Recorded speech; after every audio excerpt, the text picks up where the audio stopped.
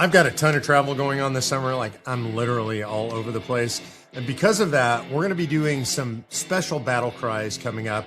This week, we have a really special one. I love this because I like your questions the best. So this week, what we're going to have is a mashup of our favorite Ask Mark sections from the battle cries. Sit back, maybe pop a beer, laugh, and enjoy it.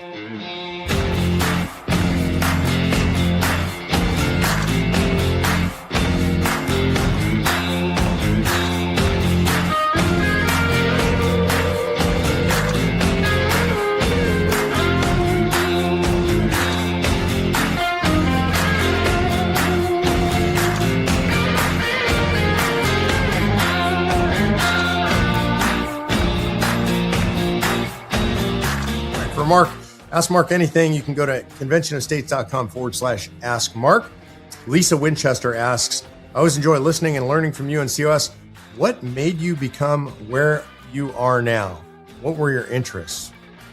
The simplest explanation is God put his hand on my shoulder and pushed me into this. But my interests are a little bit of everything. I read a lot. You might see the library behind me. That's actually a 2-story library. It goes upstairs. There's a spiral staircase. There's a lot of books. I love to read.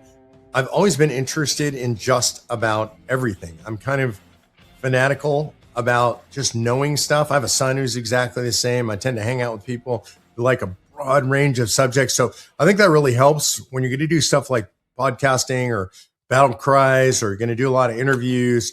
If you have a broad range of knowledge, it's really helpful. So I don't think I'm an expert on that much stuff. I might be an expert on Article 5, on how to build a grassroots organization. Mostly, I just have a broad knowledge base. And I think if you read a lot, and I've been reading a lot since I was a little tyke, you have a broad knowledge base. It puts you in a good position to do what I do. Bob Hagberg says, what things does the Convention of States deal with? Can the president veto it? Nope. President has no involvement in it. Congress has no involvement in it. We're calling for fiscal restraints on the federal government. So that's anything like a balanced budget amendment, tax caps, spending caps, imposing generally accepted accounting principles, anything to limit the government's fiscal power, term limits for Congress and federal officials. Remember, that means staffers and bureaucrats, the deep state, and then anything that would take power and jurisdiction away from the federal government. So, for example, saying can't have a Department of Education or Energy or Health and Human Services or HUD or EPA, all these things that the states were always supposed to do. And they already have agencies to do all this stuff. We don't need the federal government telling us what to do. I think it's unconstitutional anyway. Shelley Fialho said, would prohibiting any person not a citizen born in the United States be able to be added as an amendment? Yes, yes, and triple yes. Yahoo for sure. Absolutely. I think we need to do that because Congress isn't going to do it. We just got a bad announcement from the Supreme Court. It's just not a correct legal doctrine. And so we're going to have to correct it. You and I can correct it through an amendment. Rod Collins asked, can any part of the Constitution, including the Bill of Rights, be changed at a Convention of States? The answer is not at this Convention of States. This Convention of States is limited to 3 things I just talked about: term limits, fiscal restraints, and limiting the scope, power, and jurisdiction of the federal government. That's the only things that can be addressed.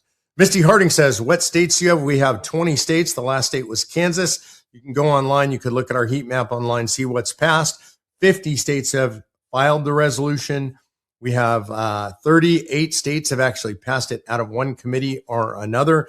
27 states have passed it out of one chamber or another. 20 states have passed it completely.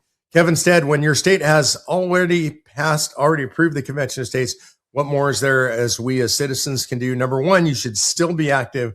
We have to keep educating our legislatures because they turn over time. We want to make sure we're standing against any rescission efforts. That's a super big deal. Can't afford to lose states. Number two, our activists are involved in everything conservative you can imagine. We fight for federalism, first principles, fundamental rights. So we work on other legislation other than Convention of States in these legislatures once we pass the Convention of States resolution. Don Dinkel asks, how might the elections of May 19th impact the Convention of States project, especially in Kentucky? So I think it does have an impact in Kentucky. I think the biggest thing in Kentucky is leadership has been scared to move Convention of States forward because Mitch McConnell said no. Mitch McConnell disintegrated during this last election on the 19th. And when I say disintegrated, I don't mean physically, because honestly, it seems like he already physically disintegrated. Mentally, disintegrated. And I don't mean to mock him. I mean, it's really hard to watch somebody do this in the public eye. I think the best thing that happened in Kentucky is Mitch McConnell gets to go home and be with his family. I think he probably should have done that 5 years ago when he was still cogent. But in any event, I think it does change our situation on the ground in the Kentucky legislature. Maybe it takes another session to cycle that through. I don't know, but I'm excited about Kentucky because of what happened there. I also think we demonstrated, like in our 5 for 5 in Idaho, we can show that to other states and say, this is what we just did. Do you want this to happen to you? Do you want this to happen in your state? We don't want to do it. We don't want to remove people from office to pass convention of states. I would rather they just vote for convention of states. But I do think the elections of May 19th had a huge impact on convention of states. Also because the president supports this and he flexed his muscle. Anytime the president's successful, we're successful. Connor Samuel Dreher says, hi, Mark, do you believe cannabis is the gateway to addiction problems? Or do you believe that it's possibly a sacred plant, an herb that offers and provides many health and spiritual benefits? Oh, that's such a loaded question, Connor, the way you asked it. I'm going to try and parse that out. Is it a gateway to addiction problems? Absolutely, 100%, undeniably, for sure.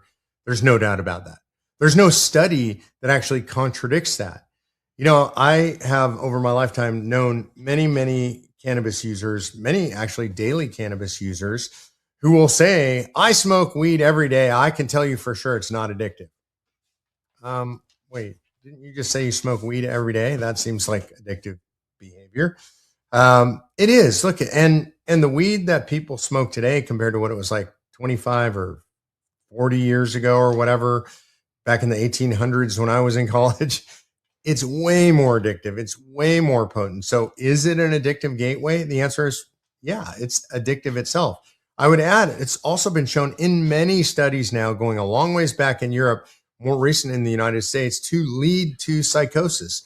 Some people having complete psychotic breaks. Again, remember, it's very powerful what's available out there in the open market today. And people are having severe psychological issues because of cannabis. So if you're asking kind of generally, am I a legalization guy? My answer is generally no. And I am for making it illegal and leaving it illegal. I think everywhere it's been legalized, I've asked this question of a lot of politicians. Hey, what's better in your state now that cannabis is legal? Yeah, they got nothing. There's nothing better in the state. It doesn't lead to the revenues that they expected. It didn't get rid of the black market. You got more people on the streets who are stoned out of their minds, more DUIs or driving under the influence or driving while intoxicated on marijuana. They're having more accidents. I would say the one thing I could say that's different about weed than some other drugs, people don't get violent on weed generally. You know, they generally get more lethargic, less aggressive.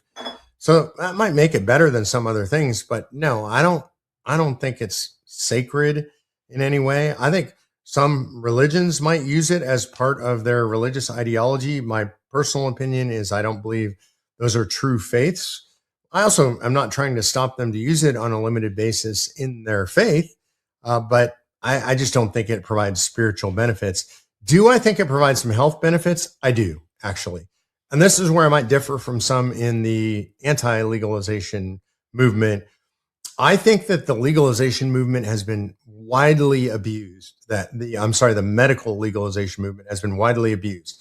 What do I mean by that? Well, people say, oh, we just want it for medical use. And I say, okay, I get that. Like people who are nauseous during chemotherapy, it definitely helps with the nausea. It helps people feel like eating. I mean, classically, I guess the weed smoking class would call that the munchies, right? That's really good for somebody who has been nauseated by chemotherapy drugs. So are there medicinal uses for it? I think there probably are. But mostly when we say we're going to legalize medical marijuana, the people who are pushing that mostly just want to legalize marijuana. I saw this in my old county. I lived in Nevada County, California. And when we legalized medical marijuana there in California, everybody had a prescription. Like everybody. There were doctors that handed them out just because people asked people had it for anxiety, for pain, for stress, for I'm missing my dog, for grief, like for just normal everyday problems. People were getting medical marijuana prescriptions. And frankly, some of them had no problems at all. I knew families where mom, dad, and both kids all had individual prescriptions and they would just buy a bunch of weed and sell that weed off or whatever. And I watched it eat that community alive. So no, I'm not a big fan. I don't think there's a lot of I don't think there's any spiritual benefits. I don't think that plants are sacred, so it's not a sacred plant. I think there are some health reasons, but I think we got to be really cautious about how we handle that. That was, by the way, a long answer. I realize I don't normally answer them that long, but that was a pretty loaded way to ask the question, Connor. So I had to parse that. James Peter says, I gave another CS presentation at our local Vietnam Veterans of America group yesterday, handed out a bunch of petition forms, lots of them taken home, but I received 5 completed ones before I left the meeting. James, my man, this is exactly what to do. This is how we spread COS. You go out and you do it person by person, one at a time. In your case, you're doing it person by person in a large meeting. You got 5 signed petitions there, and you educated a lot of people in Convention Estates. So congratulations, James. I love that. Thank you for doing that. I appreciate you very much. Mark Meckler here, and I know most of you, I was handed one of these at school at some point. This is a pocket constitution. As a grandfather, I worry about, is the next generation getting the same stuff we got? I think the answer is generally no. That's why we're teaming up with the 917 Society to make sure kids all across the country are getting pocket constitutions on Constitution Day. And we're gifting these all across the country. No charge for these things, because this is our way of saying it's your country now. Here's the guide the founders left us. Learn it, protect it, use it. One nation, one document, one day.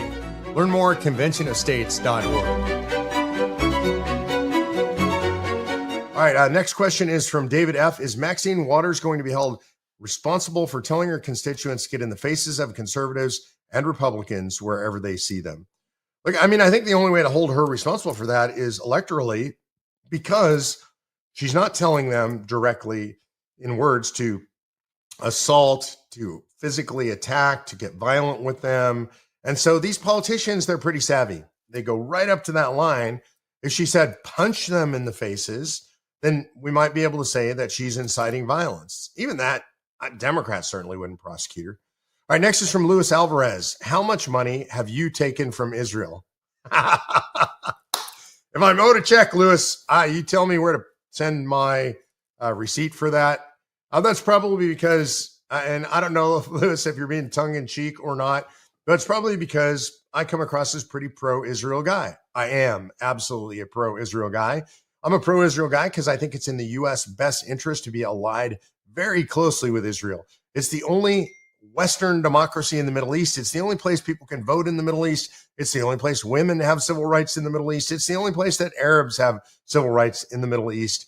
And so, yeah, I'm a fan. They do an incredible amount of work for us from a international intelligence perspective. They develop all kinds of weapons in conjunction with us. I think our relationship with Israel is incredibly valuable. But if there is somewhere, I guess, that I could collect a check for that, I keep hearing people say this stuff. So, Louis, I don't know whether you're serious. If you're serious, I'm laughing at you, brother. If you're not serious, I'm laughing at you anyway because it was a good joke. All right, Bob DeRoshi says, is Elon Musk getting involved with this movement? And my answer is, please, Elon, if you're watching, if you've got some magic algorithm that when I talk about you, you watch this video. You should be here. We are the permanent Doge. You know, Doge gets dismantled. You leave, Doge gets dismantled. I'm very disappointed about that. And you're now back building your companies, which is great. And I appreciate that. I appreciate everything you do, Elon. But we need you in the movement because we can do what you were trying to do, which is be disruptors. We can disrupt the permanent welfare state. We can disrupt the permanent bureaucracy. We can get rid of these agencies permanently. We can impose term limits. We can impose balanced budget tax caps and spending caps. We can do all that stuff. We could do it a lot better and a lot faster with your help, Elon. So he's not involved yet, but I hold out hope that at some point he will get involved. I'm going to start with Tom Garner. He says, would you support a law requiring only registered voters can donate to campaigns? I mean, offhand, I like that law. That sounds good. Although I have to say we would have a problem because we have PACs and corporations that can give to campaigns, and I don't want to limit that. I think it's appropriate. So I'm not sure how that would play. I guess you could say those entities plus registered voters. But I do agree that if somebody doesn't register to vote, why are they able to give to a campaign? It shouldn't be that way. All right.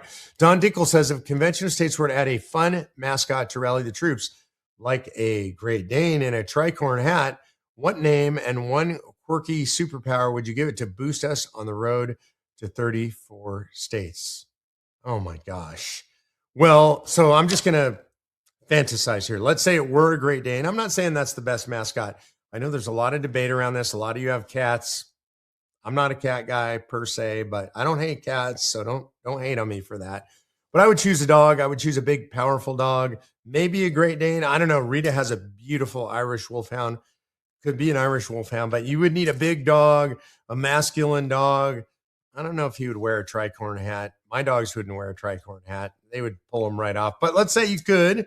What do we name him, and what's his quirky superpower? I would probably name him George after George Mason, maybe Mason. And then I think his superpower would be to be able to bark a single bark that would silence anybody from the JBS that is spouting BS. Like one bark and they can speak no more. Oh, that would preserve my ears. It would keep me from going insane as I listen to all the crazy people from JBS say things that have been refuted 1,000 times. So the superpower would be the ability to silence the JBS with a single bark. And his name would be George or Mason. How's that? Does that work? I played along with you. I hope you appreciate that, Don. I don't know when you plan to actually put the COS into action. Rochelle, it's in action. In other words, 19 of 34 states have already passed. We got to get to that 34 number, but we're in action, and our activists are not only working in state legislatures to call a convention of states, but they're actually working to pass other things under what we call our F3 initiative.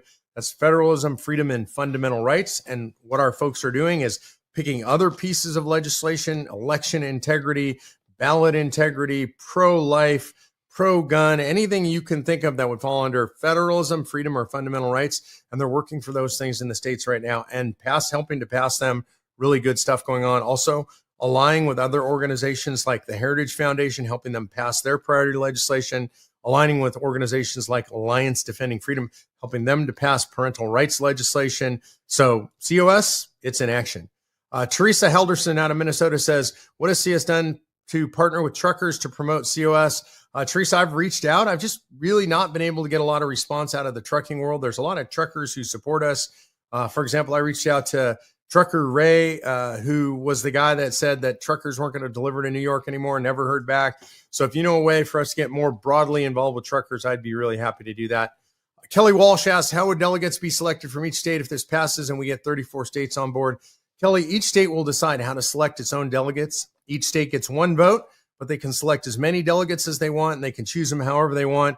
A lot of states are passing what they call delegate selection acts, which say how they're going to do it. Maybe 2 from the House, 2 from the Senate, and 1 by the governor, or however they decide they want to do it. But that's up to each state in true federalist fashion. Mark Pagano from Ohio said, I've heard you mention that when there's a convention of states, the only role Congress has is to name the time and place. Not trusting Congress, could they say that the convention will convene on January 10, 2050 in Nome, Alaska? Mark, yes, they could. Theoretically could do that. And I don't trust Congress either. But the thing is that the states retain the sovereign right to get together for any purpose they want, anytime they want. And so, as I like to say, we don't need no stinking Congress. So if Congress said, as you say, January 10th, 2050 in Nome, Alaska, the states could get together and say, yeah, sorry, we're going to do it in Columbus, Ohio on the 15th of January next year. The states have this right. Richard C. Bernhardt asks, what's the single most important thing or issue in the Convention of States would address? I'm going to say that broadly, and then I'll give some specifics, Richard. I think for me, broadly, it's the balance of power between the states and the federal government. In other words, it's answering the question, who decides? Should the federal government decide, bureaucrats, even elected officials, or should you personally decide, or you in your city or community or your state decide? I answer that question that we the people decide, and that by that I mean you in your community, you and your doctor together deciding your medical care, et cetera. So that's kind of the broad way of looking at it. If you're asking me what my favorite amendment would be, man, I would probably, there's a couple. I'd like to repeal the 17th Amendment, which allows us to directly elect our United States senators. Used to be that the states appointed their senators, the state legislatures. I think that was a better system. The House was meant to be the representative of the people. The Senate represented the states as an entity, and that would prevent the federal government from encroaching upon the states' rights. So I'd like to repeal that. I don't necessarily think that's very likely, but that's something that would be in my fantasy book. And second would be to limit the application or the expansion of the Commerce Clause by the United States Supreme Court. Commerce Clause was supposed to give the federal government the power to regulate interstate commerce. What they meant by that was the shipment of goods between states. Today, the Commerce Clause has been interpreted very broadly to mean that the federal government could regulate pretty much anything. And so we need to limit that back down. So those are two very specific things I would like to do. High taxes, big government. This is not what the Founding Fathers had in mind, but they'd seen this movie before, and that's why they gave us a solution as big as the problem. It's called an Article 5 Convention to propose constitutional amendments, the Constitution's ultimate audit clause. If you like Doge, you're gonna love Convention of States. The best thing about it, the swamp monsters can't stop it. Millions of Americans have joined the movement, including J.D. Vance, Caroline Leavitt, and Vivek Ramaswamy. Let's audit D.C. into oblivion and unleash America again. Conventionofstates.com/B. Ask Mark, conventionofstates.com, ask Mark, and I really will answer anything. So let's go here. We'll start with EJO24. The Supreme Court doesn't run around throwing yellow flags on the executive and legislative branches for unconstitutional issues. Is that because they choose not to or because they can't? I'm not exactly sure what you mean doesn't run around throwing flags. I mean, the Supreme Court doesn't just weigh in as a referee willy-nilly. It's not up to them. They can't just intervene whenever they want. It takes somebody filing a case, the right plaintiff in the right court at the right time with the right judges working their way up through the system and getting to the Supreme Court eventually. And so there's no way for them to just run around throwing yellow flags. All right, Dana Roberts says, for the love of God, why can't we introduce COS legislation in every state at the same time? Dana, we do introduce it in every state we possibly can. Of course, we don't introduce it in states where it's already passed. That's 19 out of 34 states. But in every other state, we work hard to introduce this legislation every single year. So for the love of God, we are doing exactly what you're asking. Where can we find more specific information about the amendments that the convention has? Not just scratching the surface type of info, but more deep information. Zephyrsman, we don't have that. And the reason is we're not proposing amendments. We're trying to call a convention around 3 subject matter areas. Anything that would put term limits on the Congress and the federal government, staffers, bureaucrats, and judges. We're talking about anything that would impose fiscal restraints like a balanced budget amendment or enforcing generally accepted accounting principles, tax caps, spending caps, and then finally anything that would limit the scope, power, and jurisdiction of the federal government. But we're not proposing amendments as an organization. And so there's lots of stuff out on the web if you want to go look at it. We may start hosting a place where people can post their proposed amendments. We've been talking about that for a while. Haven't gotten around to that, but that's a possibility. So, but more specifics than that, we don't have a deep dive on those specifics. Alex Gallimore said, if you could go back to 2013 when you co-founded Convention of States, what would you do different about COS strategies and how or why? What would I do different? It's all hindsight, right? And so I would say I wouldn't do anything different, but I would hope for, this might sound crazy to you, more grassroots earlier. Because it's taken a long time to build the grassroots army. Part of it is just money, like getting the word out there and letting people know costs money. You don't just get your message out there for free. So buying advertising in social media, maybe buying advertising on television, buying advertising on radio. And I still feel that way. If I could bring a bigger budget to the table, bigger budget allows us to spread the message more broadly. That creates more grassroots. More grassroots always means more success. So if we could have more money, more grassroots earlier and now, that's what I would wish for. If you're interested in donating, I'd appreciate it. Conventionofstates.com. And you can go to there. Producer G can put up the donate page here too. But you can go to conventionofstates.com, click on the donate button and give to us. Become a monthly donor. That's the stuff near and dear to my heart. That helps us know that we have a budget on a go-forward basis. All right. Alex Gallimore asks, Mark, what are your thoughts on the bad blood between Ben Shapiro, Candace Owens, and the Daily Wire? Well, I'm just going to say it straight up. Seems to me Candace Owens has descended into anti-Semitic hell.